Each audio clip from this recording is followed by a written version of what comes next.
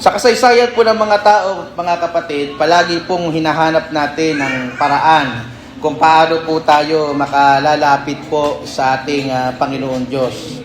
Sa marami pong relihiyon, pinapaniwalaan po ang pangangailangan ng mga tagapamagitan or mediator, gaya po halimbawa ng mga propeta, ng santo, ng avatar, o mga ritual, po. Sa Judaismo, halimbawa, o Judaism, ang punong pari po or yung high priest ang tanging binibigyan ng karapatang pumasok sa dakong kabanal-banalan upang siya po doon ay mag-alay minsan sa isang taon. Sa paniniwala naman po ng Islam, ang huling mga kapahayagan po ni Allah, na pinapaniwalaan po nilang Diyos, ay dumadaan lamang po sa pamamagitan ng isang propeta na nagpangalan pong Muhammad. Sa Hinduismo naman po, ang mga mananampalataya ay lumalapit sa Diyos sa pamamagitan po ng mga avatar, gaya halimbawa ni Krishna, hindi po Krishna, na pinapaniwalaan po na ikawalong incarnation, kasi ang mga Hindus naniniwala na kapag namatay ka, mabubuhay ka muli bilang panibagong nilalang dito sa mundo. So sa kanilang paniniwala, si Krishna na isa sa kanilang mga avatars ay ikawalong incarnation ng isa sa kanilang mga Diyos. Marami kasi silang Diyos. At ang Diyos na ito ay si Vishnu. Sa Buddhismo naman po, o Buddhism, ang mga Bodhisattva ay pinapaniwala ang gabay tungo po sa kaliwanagan, o yung tinatawag po nilang nirvana. Maging sa mga sinaunang relihiyon, ang mga pari, ang mga mensahero ng Diyos, ang itinuturing po na tulay sa pagitan po ng langit at ng lupa. Ngunit ang ebanghelyo po, mga kapatid, ay naghahayag ng kakaibang katotohanan. Ang gospel po ay nagtuturo sa atin na nagkakaroon lamang po tayo ng direct access sa Ama dahil po sa kamatayan at muling pagkabuhay ng ating Panginoong Hesukristo, o yung tinatawag po nating ebanghelyo o gospel. So hindi na po nangangailangan ng mga mananampalataya ng iba pang tagapamagitan maliban kay Kristo. Hindi na po nangangailangan ng mga mananampalataya na gaya natin na magsagawa ng kung ano-ano pong ritual o manalangin po sa kung kani-kaninong santo o mga espiritu para lang po maipaabot ang ating kailangan at dalangin sa ating Ama sa langit. Ito po ang kadakilaan ng gospel ng mga Kristiyano. Si Kristo po mismo ang ating tagapamagitan at sa Kanya tayo'y makalalapit ng meron pong lakas ng loob sa trono ng biyaya ng Diyos at makararanas ng napakaraming pribilehyo mula po sa Kanya. One main truth na gusto ko pong diinan sa sermon po na ito, mga kapatid, is this: believers have direct access to the Father through the gospel. Believers have direct access to the Father through the gospel. In Pilipino, ang mga mananampalataya ay malayang makalalapit sa Ama dahil sa ebanghelyo. At dahil po sa ating direct access sa Ama, dahil sa ginawa ng ating Panginoong Hesukristo na ating tagapagligtas, nakakatanggap po tayo ng napakaraming mga pagpapala at mga pribilehiyong mula sa Ama. Tatlo po yan na sinasabi po dito. Tatlong mga pribilehiyo, tatlong mga pagpapala dahil tayo ngayon, dahil sa gospel, ay may direct na access sa Ama. Ano po yun na nakita po natin from verses 23 to 27 ng ating text. Number 1 is access in prayer. Access in prayer in verses 23 to 24. Secondly is access in revelation.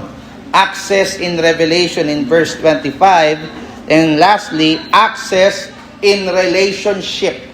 Access in relationship in verses 26 to 27. Access in prayer, access in revelation, access in relationship. So now, bakit po binabanggit ng ating Panginoon Jesucristo? Just to have a context sa ating pong pinag-aaralan.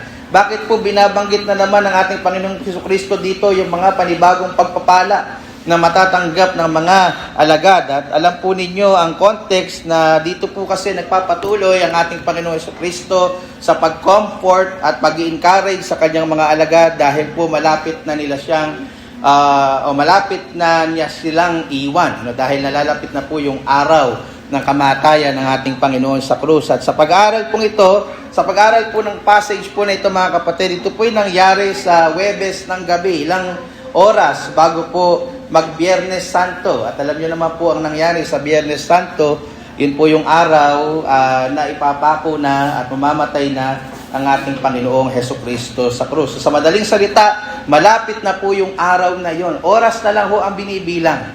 Malapit nang kunin ng Panginoong Jesucristo sa kanilang piling. Kaya naman po dito mga kapatid, patuloy na nag-i-encourage, patuloy na pinalalakas ng Panginoon ang loob ng mga alagad sapagkat malapit na niya silang iwan. So aralin po natin isa-isa yung mga pagpapalang sinasabi ng ating Panginoong Jesucristo sa mga talata pong ito, na siyang pwede din po nating paghugutan ng lakas ng loob, kapayapaan at kagalakan sa mga oras po na ito na kung tayo po ay mayroong mga pinagdadaanan sa buhay.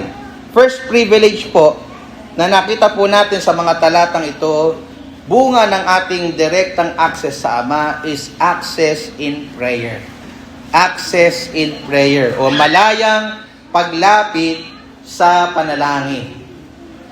Dahil po sa kamatayan ni Kristo sa krus at muli po niyang pagkabuhay sa mga patay, na tinatawag nga po nating gospel, di ba? Naalala nyo sa Sunday School, sinamarize ang gospel ni Apostle Paul sa death, burial, and resurrection in 1 Corinthians 15. So dito po, dahil po sa ginawa ng Panginoon na nahahayag sa gospel, malaya na po ang mga mananampalatayang gaya natin na makalapit sa Diyos sa panalangin.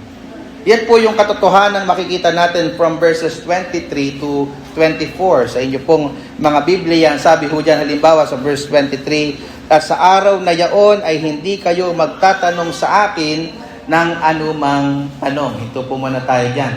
Ano po ang ibig sabihin dyan ng ating Panginoon na hindi na daw po magtatanong ang mga alagad niya sa araw po na yon ng anuman pong mga katanungan. Sa phrase po na, yung phrase po na sa araw na yaon, sangayon po sa immediate context po nito in verse 22 ay pumapatungkol po sa araw ng kamatayan at muling pagkabuhay ng ating Panginoong Jesucristo. Yan po yung sinasabi sa verse 22. Sabi po ng Panginoon sa verse 22 na malulumbay daw o malulungkot yung mga alagad. Naalala niyo po, inaral po natin yan last Sunday. Ano ang dahilan ng kanilang pagkalumbay at pagkalungkot? Sapagkat mamamaalam na po ang ating Panginoong Jesucristo sapagkat ilang sandali na lamang po ay mamamatay na siya sa krus. Ngunit ito daw pong kalumbayan nila ay mapapalitan ng kagalakan. Bakit po sila magagalak? Sapagkat matapos pong mamatay ni Kristo, mabubuhay po siyang muli at makikita po nila muli ang ating Panginoong Jesucristo.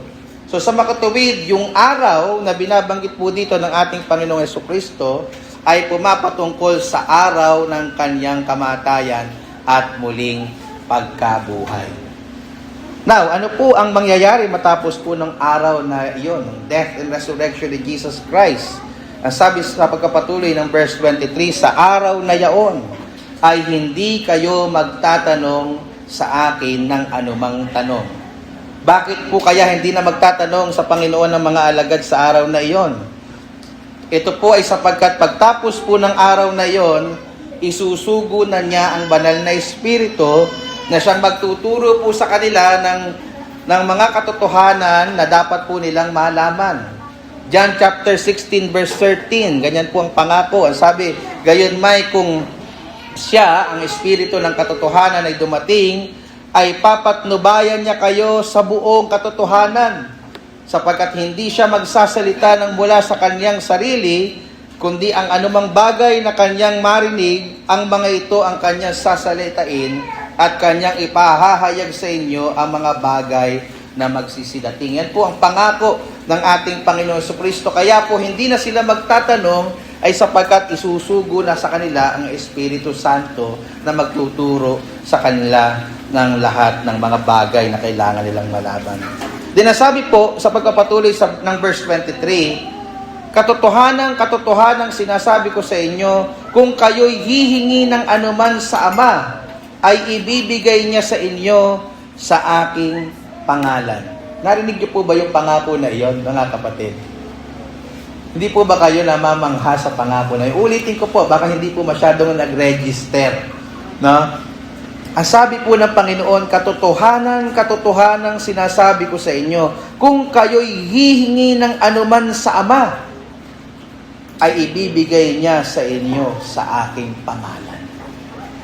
Napakadakila at kamanghang pangako mula sa ating Panginoong Hesus Kristo.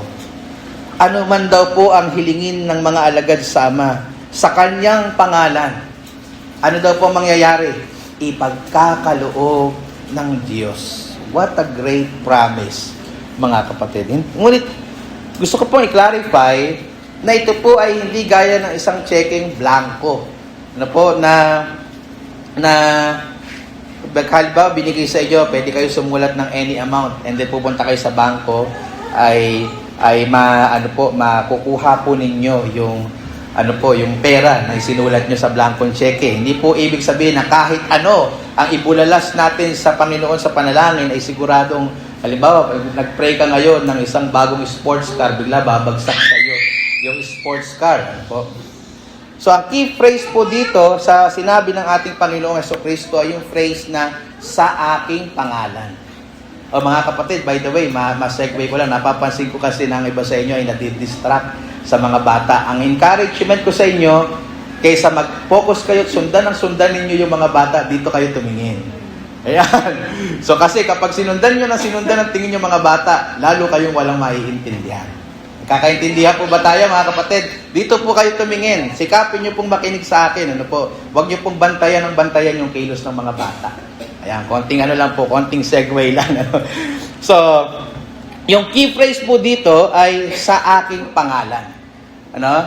Yung salita pong pangalan dito, gaya po ng ating naaral nung nakaraan, ay kumakatawan po sa mga katangian ng may-ari ng pangalan. Ibig sabihin, sinasabi po dito ng ating Panginoong Jesucristo na kung ang mga alagad ay mananalangin na ayon sa katangian at kalooban ng Panginoong Jesucristo, sigurado pong tutugunin po sila ng Ama. Kung gusto niyo po, mga kapatid, na tugunin ng Panginoon ang lahat ng inyong panalangin, alam niyo po sikreto, matuto po kayong manalangin ayon sa katangian at kalooban ni Kristo. Sabi po sa unang Juan 5:14 hanggang 15 sa magandang balita Biblia, may lakas loob tayong lumapit sa Kanya dahil alam nating ibibigay niya ang anumang hingin natin kung ito'y naaayon sa Kanyang kalooban. At dahil alam nating pinakikinggan nga tayo, alam din nating ibibigay niya ang bawat hinihiling natin sa Kanya. So paano po natin malalaman ang mga katangian ni Jesus at ang Kanyang kalooban para kapag nanalangin tayo, ipagkakaloob po niya ito sa atin? Alam niyo po sikreto, palagi ho tayong magbulay ng salita ng Diyos. Sapagkat sa pamamagitan lamang po nito, mas makikilala po natin yung katangian ni Kristo at malalaman po natin ang Kanyang kalooban. Paano po natin masasabi na madalas tayo nagbubulay ng salita ng Diyos? O paano po natin masasabi na ang isang tao ay madalas nagbubulay ng salita ng Diyos? Isa pong barometro po niya na ipakinggan niyo po yung kanyang mga panalangin.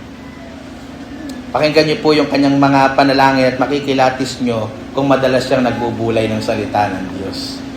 Mentras lumalalim siya sa salita ng Diyos, mas nahuhulma po nito ang kanyang panalangin na maging ayon at tugma sa kalooban ng salita ng Diyos.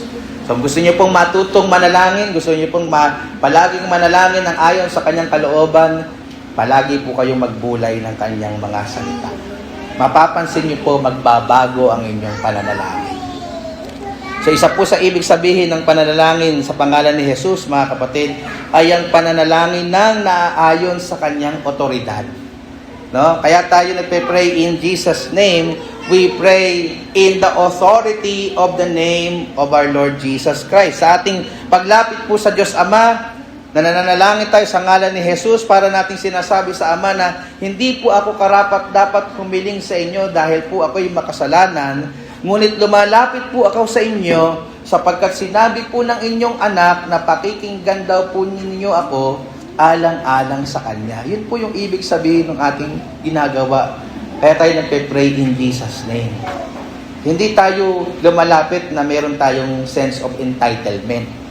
No? Wala tayong maipagmamalaki sa Diyos. Walang utang na loob ang Diyos sa atin. No? Pero nangako ang Diyos, pakikinggan niya tayo alang-alang sa Kanyang anak. No? Kaya tayo dapat lumalapit ayon sa otoridad ng pangalan ni Jesus.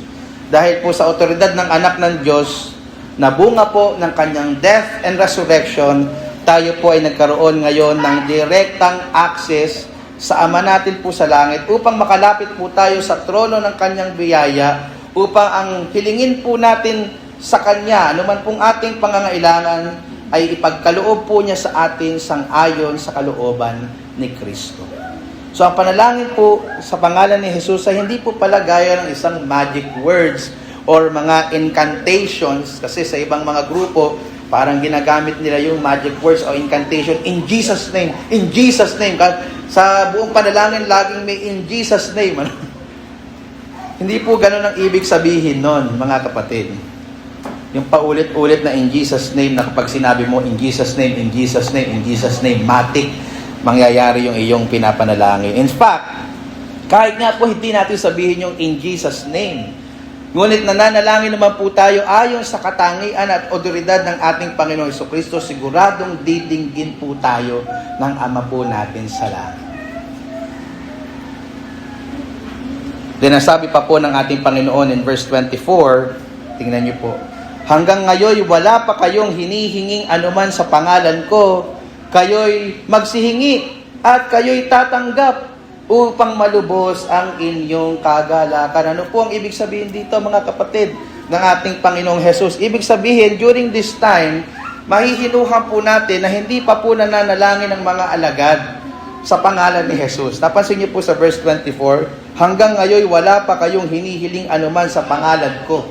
So during this time, hindi pa po nila practice yon. Lahat po ng kanilang mga pangangailangan ng mga time na kasama po nila ang Panginoong Jesucristo ay sinasabi po nila sa Kanya. And then ang ating Panginoong Jesucristo ang siyang lumalapit sa Ama alang-alang sa kanilang mga pangangailangan. Ganyan po ang sistema. So yun po yung dahilan marahil kung bakit po yung ating Panginoong Jesucristo napakadalas pong mamundok.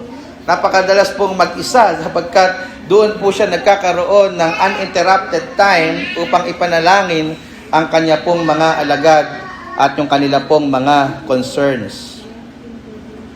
Ngunit sa talata pong ito, mga kapatid, sinasabi ng ating Panginoong Jesucristo sa kanya pong mga alagad na pwede na silang rektang lumapit sa Ama. Rektang lumapit sa Ama. Hindi na nila kailangan sabihin sa Kanya yung mga pangangailangan nila para ipasabi ito sa Ama. Pwede na po silang rektang lumapit sa Ama sa pangalan ng ating Panginoong Jesucristo. At kapag po daw ginawa nila yon, makakaasa daw po sila na sila'y pakikinggan ng Diyos Ama. At ano mangyayari? Malulubos po ang kanilang kagalakan dahil sa pagtugon ng ating Diyos Ama sa kanilang mga panalangin. Magagalak po sila. Alam nyo, bago ako pumunta dito, may mga pinanalangin po ako sa Diyos. No, as I reflect to this, sa mga pinag-aaralan po natin, at sabi ko, Panginoon, nasasabik po ako sa kagalakang mararanasan ko kung inyo pong tutugunin ang lahat ng aking mga ipinapanalangin. Di po ba napakasaya sa tuwing sinasagot ng Panginoon yung ating prayer? Yan ang gusto ng Panginoon dito. Manalangin tayo sa Ama ng rekta at umasa tayong tutugunin po niya yung ating mga pananalangin sa ngalan ni Jesus. Mga kapatid, ito po yung madalas nating nami-miss na kagalakan. Hindi po natin na-enjoy yung joy na makukuha natin through answered prayers simply because we don't often ask. In other words, hindi po natin nararanasan ng kagalakan, ng katugunan sa ating mga panalangin sapagkat hindi naman po tayo madalas manalangin. Sa talata pong ito, mga kapatid, I hope nararamdaman ninyo yung joy ng ating Panginoon Jesucristo na gusto niyang maranasan din ho natin. Hinihikayat po ng ating Panginoon, humingi tayo sa Ama ng ating mga pangangailangan. Ano man po iyan, kapatid? Gaano man po yan kalaki? Gaano man yan kabigat? Gaano man yan kaimposible sa tingin natin? In fact, yun nga yung mga time na gustong-gustong tugulin ng Diyos eh. Yung mga time na klarong-klaro sa atin, wala na talaga tayong magagawa. Kundi, ipanalangin sa Diyos, sa kayaan ng Diyos na kumilos at makita natin ang kanyang kapangyarihan na kumikilos sa ating kalagitnaan. So, wag po nating ipigilan yung ating mga sariling sabihin sa Diyos, yung ating mga panalangin. Hilingin po natin lahat ito sa Diyos, sapagkat yung Diyos po na ating nilalapitan ay mapaghimalang Diyos. Diyos na gumagawa mula sa wala. Diyos na bumubuhay ng mga patay. Yun po yung Diyos na ating nilalapitan. Bakit nyo lilimitahan ang Diyos sa kanyang pwedeng gawin? So kung wala ka nang magawa, hindi walang magagawa ang Diyos. Ilapit mo sa Diyos yung iyong mga hinaing, yung iyong mga pangangailangan. Kaya po niyang tugunin ang lahat ng ating ipananalangin kung ito ay ayon sa kanyang mabuti at banal na kalooban. Yan po yung pribilehiyo na meron tayo ngayon bilang mga anak ng Diyos na madalas hindi ho natin nagagamit dahil sa kakulangan ng ating pananampalataya. Yan po yung pribilehiyo na meron tayo ngayon dahil sa Ebanghelyo ni Kristo. Meron po tayo ngayong direkta at malayang access sa Ama sa panalangin dahil sa gospel. Pangalawa pong pribilehyo na nararanasan ng mga mananampalataya dahil sila po may rekta ng access sa Ama dahil sa gospel, maliban sa access in prayer is access in revelation. Access in revelation o malayang paglapit sa kapahayagan. Kapahayagan po, Pastor, tungkol saan? Kapahayagan po tungkol sa Diyos Ama at sa kanyang kalooban. Please note verse 25 sa inyong mga Biblia, mga kapatid. Verse 25, sinalita ko sa inyo ang mga bagay na ito sa malalabong pananalita. Darating ang oras na hindi ko na kayo pagsasalitaan sa malalabong pananalita, kundi maliwanag na sa inyo'y sasaysayin ko ang tungkol sa Ama. Sa English Standard Version, ganito po ang mababasa natin. I have said these things to you in figures of speech. The hour is coming when I will no longer speak to you in figures of speech, but will tell you plainly about the Father. Will tell you plainly about the Father. So sa talatang ito, sinasabi ng ating Panginoon Jesucristo na nagsasalita po pala siya sa pamamagitan ng figure of speech o mga salitang matalinghaga. Hindi po rekta, in other words. Hindi po niya rektang sinasabi yung mga katotohanan na nagmumula sa kanilang Ama ayon sa context, sapagkat sabi, hindi naman po nila ito lubusan pang mauunawaan during this time, sapagkat wala pa sa kanilang Holy Spirit. John 16 verse 12, meron pa akong maraming bagay na sa inyo ay sasabihin, sabi ni Jesus, ngunit ngayon ay hindi ninyo nangatitiis. Hindi nyo pa kayang i-absorb, sabi niya. Yung mga malalabong pananalita o figure of speech po dito, na binabanggit po ng Panginoon in verse 25, ayon sa context, ay yung mga pananalita niya tungkol sa kamatayan at muling pagkabuhay. Napansin niyo po ba yun? Hindi niya rektang sinasabi na ako'y mamamatay at muling mabubuhay. Ang sinasabi niya, halimbawa sa verse 16, isang sandali daw siya'y makikita nila, ngunit sa isang sandali sa isang sandali hindi na daw nila siya makikita, ngunit sa isang sandali ay makikita daw nila siya muli. So di ba parang napaka-matalinghaga? At kung naalala ninyo, nung pinangaral ko yan sa inyo, tinanong ko sa inyo, naintindihan niyo po ba yung sinabi ng Panginoon? No? And then in verse 20, sinabi niya yung tungkol sa kanyang kamatayan at muling pagkabuhay, sabi niya, malulungkot daw yung mga alagad sa araw na yon, pero isang araw yung kanilang kalukutan ay magiging kaligayahan. Di ba? Matalinghaga. At isa pa po, sa verse 21, yung sinabi niya tungkol sa kamatayan niya at muling pagkabuhay, inihalin tulad po niya ito sa isang babaeng nanganganak. Na hirap siya, nagle-labor siya, pero oras na lumabas yung kanyang supling, napapalitan yung kanyang hirap ng kaligayahan.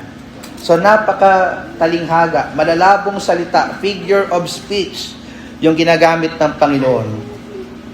Hindi po tuwiran, hindi rektahan na detalye na sinasabi niya yung kalooban ng Ama sa kanyang buhay. Ngunit darating daw po yung oras, namely yung oras ng kanyang kamatayan at muling pagkabuhay, na rektahan na niyang ihahayag sa kanila ang kalooban ng Ama, pati na rin po mismo ang Diyos Ama. Iyan po ay naganap marahil nung panahon na ang ating Panginoong Jesucristo ay namatay at nabuhay muli, at siya po'y nanatili sa piling ng mga alagad ng ilang araw, mga kapatid. 40 days. No, dito po nanggaling yung pamahain ng iba na kapag daw namatay tayo, 40 days pa daw tayong gagala-gala sa mundo. Hindi po totoo yun. Unang-una, hindi kasi Jesus. Si Jesus lang po yun. Ano? Kasi may mission pa siya. Ang sabi ng Bible, matapos mamatay ang tao, may paghuhukom. Hebrews chapter 9, verse 27. Hindi meron pang unfinished business. No? Kaya pag kami naramdaman kayo, lalo na malapit na November, huwag niyo sasabihin, ay, lolo mo nagparamdam.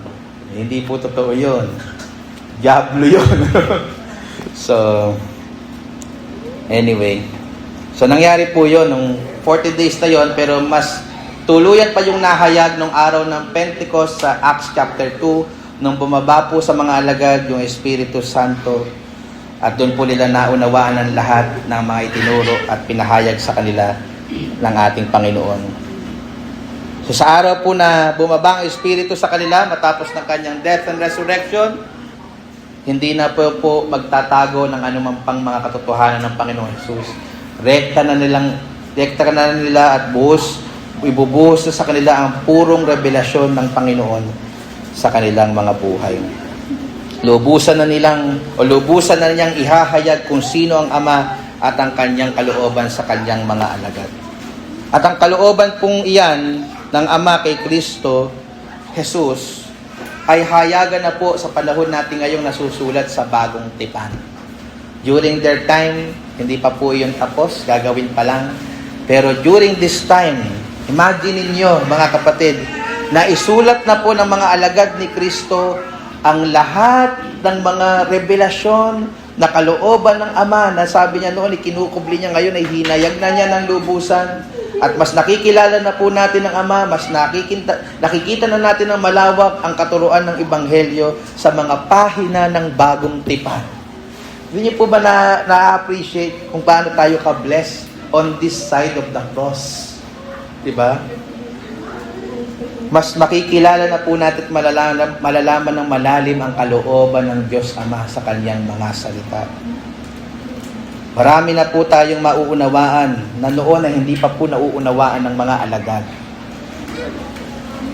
Ito po ay sapagkat hawak-hawak na po natin ang kumpletong revelasyon ng Diyos sa kanyang mga salita. And that is the 66 books of the Bible, Old and New Testament. Dahil sa gospel, namely yung death and resurrection ni Jesus Christ, naging reality po ang lahat ng ito sa atin. Now, ano po pwede nating mga katotohanan na makuha dito? Ano po yung pwedeng gawin ito sa ating mga buhay? Ano po ba yung dapat nating gawin sa unawa na maaari na po pala nating makilala ng malalim at malaman ang kalooban ng Diyos sa kanyang mga salita? Hindi po ba mas dapat tayong hikayatin ito mas lalong maging masipag at regular na pagbulayan ng salita ng Diyos? Minsan kasi napaka-casual lang ng Biblia natin na parang yung Biblia na yan, design lang sa bahay, kukunin lang natin tuwing linggo, pero hindi natin madalas nare-realize na yung Bible na hawak-hawak natin, iyan ay yung kumpletong revelasyon ng Diyos sa kanyang mga anak dito sa sanlibutan. Mga kapatid, kapag po meron tayong paboritong teleserye, ayan, na pinapanood po tuwing tanghali, meron po ba ditong may sinusubaybayang teleserye? Hindi po ba kinasasabikan po natin yung mga panahong nanonood tayo ng mga teleserye sa telebisyon?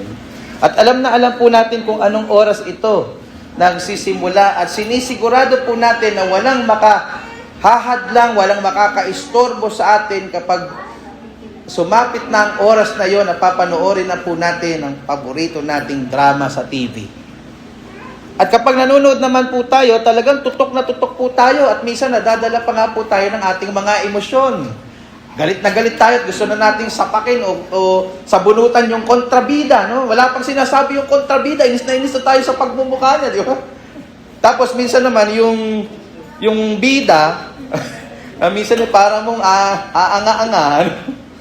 Naiinip na tayo, binibigyan na natin ng instruction kahit hindi naman, alam naman natin, hindi na natin siya narinig. Nasa likod mo! Di ba? Hindi naman niya tayo naririnig. Nadadala tayo ng ating emosyon. No, ganun tayo nasasabi, na-excite sa ating mga pinapanood. Hindi po masama yon mga kapatid.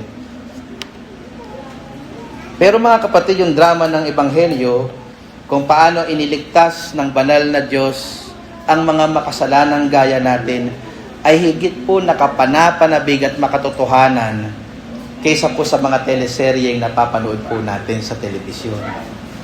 Ang salita po ng Diyos ay hindi lamang po nagbibigay sa atin ng panandaliang excitement at saya, kundi pang walang hanggang kalagalakan sa Ebanghelyo ni Kristo. Di ba? Pinag-aralan natin last Sunday. Ang salita po ng Diyos ay ang may pang walang hanggang pakinabang sa mga taong nagtsatsaga at nagsisikap na pagbulayan ito. So kung gayon mga kapatid, hindi po ba mas dapat nating bigyan ito ng takdang oras na hindi po tayo pwedeng abalahin gaya ng pag-aabang natin at paggagwardya natin sa oras ng pagnanood po natin ng mga teleserye at anuman pong mga pinapanood po natin maaaring sa social media. Alam niyo mga kapatid, kapag kami nagsasabi sa akin na pag kinakamusta ko, kamusta ang iyong private time with the Lord? Kamusta ang inyong pagbubulay ng salita ng Diyos? Kapag ang sinasagot sa akin, wala po akong time, pastor. Medyo parang nalulungkot ako at gusto ko mahulog sa upuan ko. You have all the time in the world. The problem is your priority. Priority ba sa iyo ang pagbulayan ng salita ng Diyos?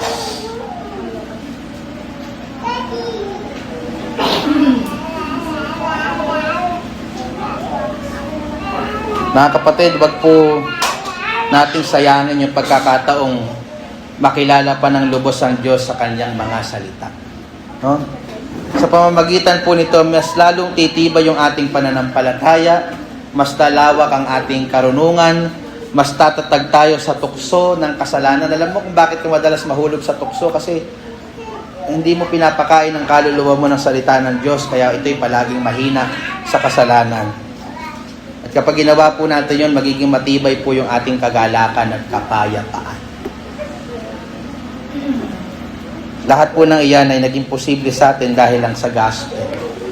Nagkaroon tayo ng kompletong kapahayagan kung sino ang Diyos dahil sa death, burial at resurrection ni Jesus Christ, at dahil dito na ibigay sa atin ang Holy Spirit primarily sa kanyang mga alagad na isulat ang 27 books of the New Testament, at dahil dyan meron tayong kompleto ngayong kapahayagan ng salita ng Diyos. So naaral na po natin yung dalawang privilege na meron tayo. Ano nga po yun mga kapatid? Dahil sa ating direct access sa Ama, access in prayer, access in revelation, lastly, access in relationship. Maikli na lang po ito mga kapatid, wag po kayo mag-alala. O pagkakaroon ng malaya o malapit na relasyon sa Ama. Tingnan niyo po yung mga huling talata in verses 26 to 27.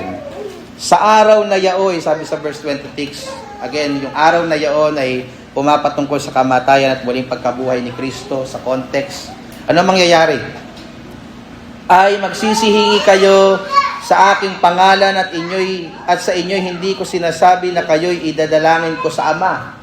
In other words, sinasabi ng ating Panginoon Jesucristo na darating panahon, hindi na ninyo kailangan sabihin sa akin ang lahat ng inyong kailangan sa panalangin. Pwede na kayong rektang lumapit sa Ama, bagay na naidiin na po natin kanina in verses 23 to 24. Inuulit po dito ng ating Panginoong Jesucristo just to give an emphasis, mga kapatid.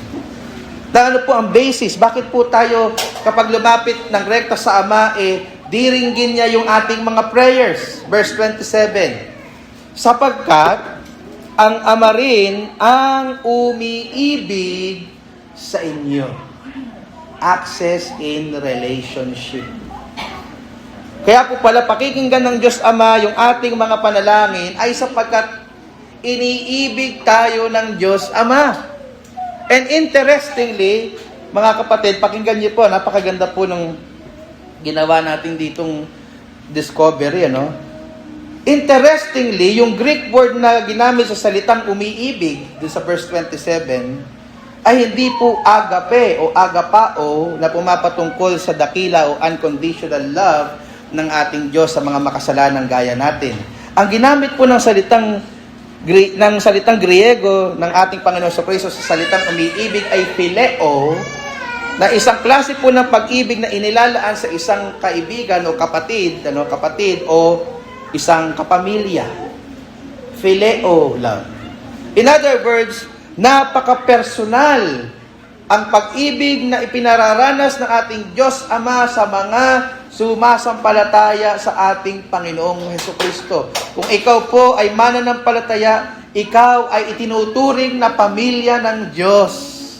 Minamahal niya tayo bilang miyembro ng kanyang pamilya. And can you imagine that?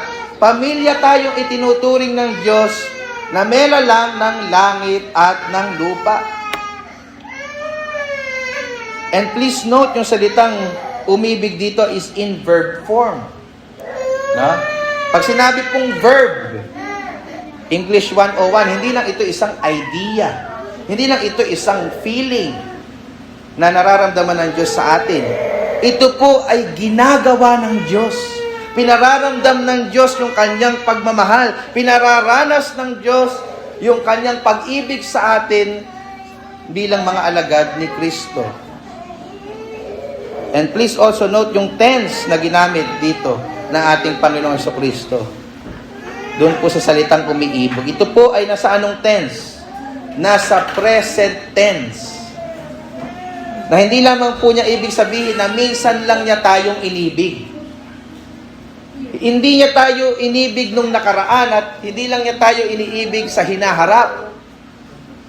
Iniibig po tayo ng Panginoon ngayon at patuloy niya tayong iibigin magpakailanman. Ang pag-ibig po ng Diyos sa atin ay gaya ng alon sa dagat na hindi po kumihinto sa pag-alon. Ang pag-ibig po ng Diyos sa atin ay gaya ng mundong hindi tumitigil sa pag-ikot. Hindi po yan kaya ni Kian Cipriano, no, kung pamilyar kayo sa kanta, na magbalik. Ang Diyos lang po makakagawa no, sa buhay po natin. Ito po'y nagpapatuloy. Ito po'y walang hanggang katapusang pag-ibig. Kung ikaw ay anak ng Diyos, hindi nagmamaliw ang pag-ibig niya sa iyo. Dahil ano po ang basis ng pag-ibig ng Diyos? Bakit po niya tayo iniibig ng ganito? Hindi po ba napakamakasalanan natin, napakarami nating pagkukulang sa Kanya? Hindi po ba ang dapat sa atin ay ang parusa ng Diyos at puot ng Diyos dahil sa ating pagiging makasalanan? Bakit tayo iniibig ng Diyos? Ang sagot po ay sa pagkapatuloy ng verse 27, ito daw po ay sapagkat ako'y inyong iniibig. Ako'y inyong iniibig. Kaya po pala tayo iniibig ng Diyos Ama na gaya ng kanyang kapamilya ay hindi dahil kaibig-ibig tayo. Hindi po dahil palagi tayo nagsisimba o naglilingkod sa Diyos kaya niya tayo iniibig. Hindi po pala tayo iniibig dahil tayo ay mga Baptist o tayo po ay mabubuting tao, quote-unquote. Iniibig lang po tayo ng Diyos Ama dahil iniibig natin ang kanyang anak na si Jesus. In other words, kung hindi lang dahil kay Jesus, hindi tayo iibigin ng Ama dahil sa ating pagiging mga makasalanan. Kung hindi natin pahahalagahan at mamahalin si Jesus nang higit sa lahat, hindi din tayo iibigin ng Ama. Ngunit kung ituturing natin ang kanyang anak na pinakamahal natin sa lahat, mamahalin din po tayo ng Diyos Ama. Nakadepende po mga kapatid ang trato sa atin ng Diyos Ama sa trato natin sa Diyos Anak. Kung hindi siya pinakamahalaga sa atin, wag po tayong umasa na pahahalagahan din po tayo ng Diyos Ama. At mamahalin po tayo ng Diyos Ama na gaya ng kanyang pamilya. Yan ang malinaw na turo na makikita po natin ng ating Panginoong Hesukristo. And then sinabi pa niya sa huling bahagi ng verse 27, at kayo'y nagsisisampalataya na ako'y nagbuhat sa Ama. So sa maikling pananalita na ito, binuod po ng ating Panginoong Hesukristo yung doktrina ng incarnation, yung kanyang pagkakatawang tao, na siya po ay hindi ipinanganak lamang ni Jose at ni Maria na gaya po ng isang ordinaryong tao, na siya po ay ipinanganak ng isang birhen sa pamamagitan ng kapangyarihan ng Espiritu Santo, na siya po ay originally mula sa langit at bumaba dito po sa lupa, na siya po ay isinugo ng Diyos Ama, therefore hindi po siya fake o isang bulaan, siya po ay tunay na anak ng Diyos, ang Mesyas na matagal na po nilang hinihintay. Yan po yung sinasampalatayanan ng mga alagad, kaya po sila iniibig ng Ama. Sinasampalatayanan nila yung gospel. Mga kapatid, mahalaga pong seryosohin natin yung pananampalataya sa ating Panginoong Hesus, sapagkat dito din po pala nakasalalay kung iibigin tayo ng Ama o hindi. Sapagkat kung hindi po, kung patuloy pa din po tayong sumasampalataya sa sarili nating mga gawa at relihiyon, o sa pagiging nating quote-unquote mabuting tao, para tanggapin po tayo ng Ama sa langit, at hindi tayo magtitiwala lamang sa Panginoong Hesukristo para sa kapatawaran at ating kaligtasan, hindi po pag-ibig ng Ama ang mararanasan natin, kundi ang kanyang banal na puot. John chapter 3 verse 36, ang sumasampalataya sa anak ay may buhay na walang hanggan, ngunit ang hindi sumusunod sa anak ay hindi magkakaroon ng buhay, sa halip mananatili sa kanya ang puot ng Diyos. Ngunit mga kapatid, kung tayo po'y tunay na sumasampalataya sa Panginoong Hesukristo sa mga oras na ito, gusto ko pong sabihin sa inyo, wala na pong natitirang puot sa inyo ang Diyos. Itinuturing na po niya tayong sarili niyang anak, at tayo po ay mayroon ng napakalapit at personal na relasyon sa Kanya dahil sa ginawa ng ating Panginoong Hesukristo na ipinapahayag sa gospel. Again, believers have direct access to the Father through the gospel. Ang mananampalataya ay malayang nakalalapit sa Ama dahil sa Ebanghelyo. Mga kapatid, ano po ang gagawin natin sa katotohanan na tayo ngayon may rekta ng access sa Ama at meron na tayong personal at malapit na relasyon sa Ama? Una, it will give us comfort and peace. Comfort at peace. Bibigyan niya tayo ng tunay na kapayapaan. Bakit? Kung namamahinga tayo sa pag-ibig ng Diyos sa atin, hindi ka mababalisa sa anuman na iyong pinangangailangan at pinagdadaanan ngayon. Sapagkat ang Diyos na nagmamahal sa iyo ay ang pinakamakapangyarihan sa lahat. Imaginin mo, minamahal ka ng Diyos na pinakamakapangyarihan sa lahat. Therefore, kaya niyang gawin ang lahat. Masaklolohan ka lang sa iyong mga pangangailangan. Maaari ka bang pabayaan ng iyong Ama sa langit kung minamahal ka niya ng walang hanggang pag-ibig dahil sa ating Panginoong Hesukristo? Pangalawa, this love will give us stable joy. Bibigyan tayo nito ng pag-ibig ng Diyos na personal na relasyon sa Kanya ng matatag na kaligayahan. Minsan po kasi mga kapatid, dumadating tayo sa point ng buhay natin na nalulungkot tayo kasi pakiramdam po natin wala namang nagpapahalaga sa atin at umiibig sa atin. No? Marahil bunsod po yun na hindi ka na nabibigyan ng panahon ng asawa mo. Pakiramdam mo, wala na siyang time sa'yo, hindi na yata ako mahal ng asawa ko. O baka may babae na siya. No? Kaya minsan tinitingnan mo yung messenger niya. No? Alam mo yung password. O kaya naman, tila nakakalimutan na po tayo ng ating mga anak. No, yung mga anak natin, laging mama, papa, pero nung nagkapagsarili na ng buhay, parang hindi na ako maalala. No? O yung best friend natin, may iba ng best friend, kaya hindi na tayo masyadong pinapansin. O kaya naman, maraming naninira at umaaway sa atin kahit wala naman tayong ginagawang masama sa kanila. Ang epekto po nun ay labis na kalungkutan at sakit ng puso, di po ba? Pero kung palagi po natin ibinabaling ang ating sarili sa walang hanggang pag-ibig ng Diyos sa atin dahil sa Ebanghelyo ni Kristo, kayang punan po nito ang mga pagkukulang ng ibang tao sa pag-ibig sa atin.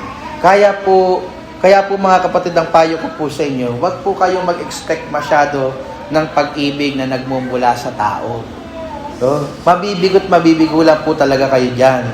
Kasi lahat ng tao may limitasyon. Hindi po sila Diyos na walang limitasyon. Ang Diyos lang po ang tanging makapagbibigay sa atin ng perpekto at wagas na pag-ibig. Dito po natin hanapin ang pag-ibig na hinahanap natin sa iba. Siya po ang pinaka-makapagbibigay sa atin dito. Again, believers have direct access to the Father through the gospel. Ang mga mananampalataya ay malayang makalalapit sa Ama dahil sa Ebanghelyo. At dahil sa access na ito sa Ama, nagkaroon po tayo ng mga dakilang pribilehiyo, gaya ng access in prayer, access in revelation, and access in relationship. Mga kapatid, sa aking pagtatapos, gusto ko po kayong hikayatin, i-enjoy po ninyo, i-maximize po ninyo lahat ng privileges and blessings na ito dahil sa ginawa ng ating Panginoong Hesus Kristo. Purihin po ang ating Panginoon.